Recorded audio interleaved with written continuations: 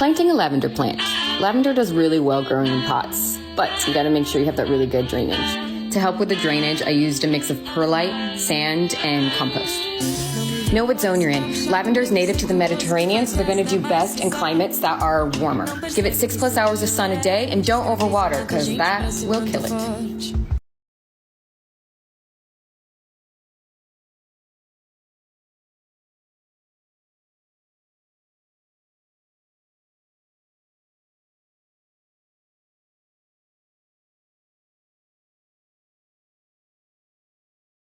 Bad at gardening, you're just using the wrong method for the wrong species, and lavender is my favorite flower.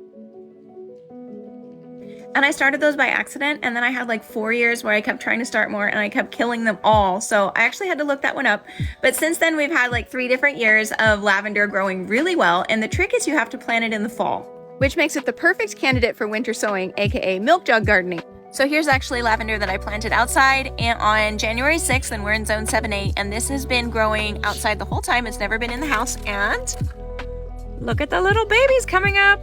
We still have another 2 weeks to go before we reach last frost, so those will stay in there for probably another month.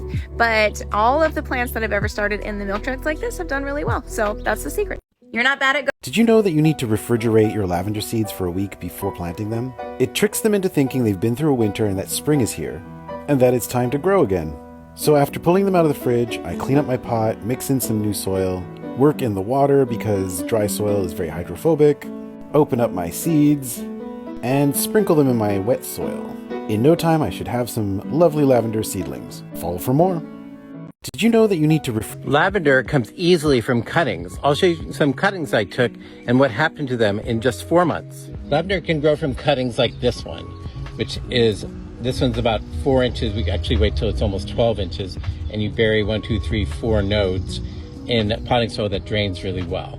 But an even better way, if you can, is to find a really good lavender plant and dig up just a tiny bit of its root like we did here. And this one's, although it's not quite as vibrant as these, is still coming along. And all it needs is a little bit of root in the soil to grab hold.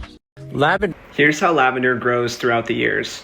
They say good things come to those who wait, and luckily, lavender doesn't make you wait too long. And that's because lavender doubles in size every year for the first 3 years. So by year 3, you can have a really epic looking field like this. This is what our field looked like when it was freshly planted in the spring of 2021. Just these little tiny baby plants. By the start of the second growing season, the plants are still really small, but they're starting to show some purple buds and fill in. Now already by the middle of the second summer, you can see the plants are totally purple and are taking really good shape.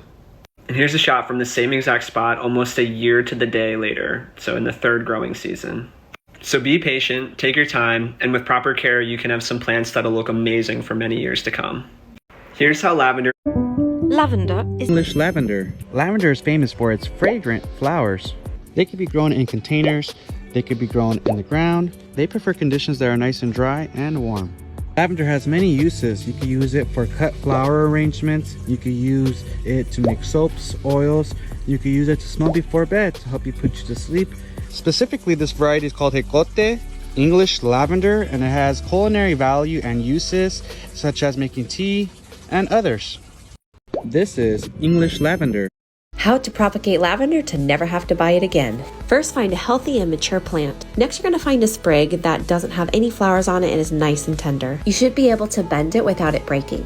Next, you're going to remove all the lower leaves, leaving about 2 to 3 sets on the top. I'm using a pencil to dibble in some holes in my starting mix. I like to use rooting hormone to help with root development. First, put a little bit in the cap and then wet the tips of the lavender and coat them completely on all sides with the rooting hormone. You're now going to stick those lavender sprigs into the little holes that you dibbled, making sure that the rooting hormone doesn't scrape off. I have started all my lavender plants this way, and I think it is so easy and effective. Keep the lavender moist, and in about a month, you'll have nice healthy roots. How to propagate lavender? It may only be January, but it's already time to start thinking about our summer garden. Lavender seeds can be hard to germinate, so here's the trick I use to make sure they grow. Line your seeds up on a wet paper towel and place them in a plastic bag. Spray the plastic bag with water to make sure it stays wet the entire time, and then label it and put it in the fridge. for 3 to 6 weeks. Once you start seeing sprouts coming out of those seeds, you know it's time to be taken out and they can be planted. Happy gardening.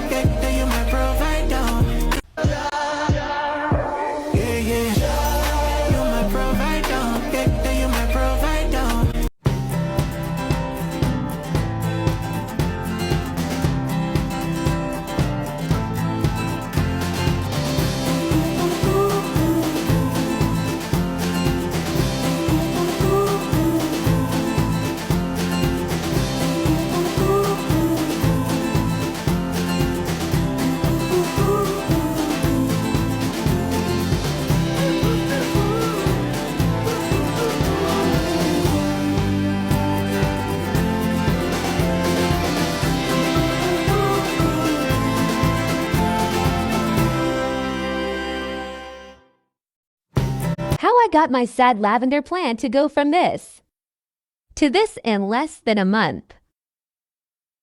Step 1. Better potting soil. Only the best ingredients used that specifically for lavender plants like peat moss, perlite, charcoal, lime, worm castings, sand, and pumice. Step 2. Get a plant grow light to compensate for being indoors for the winter. 3 times settings, 8, 12, and 16 hours. Adjustable height. Available in my Amazon shop. Link in Linktree. Linktree in bio.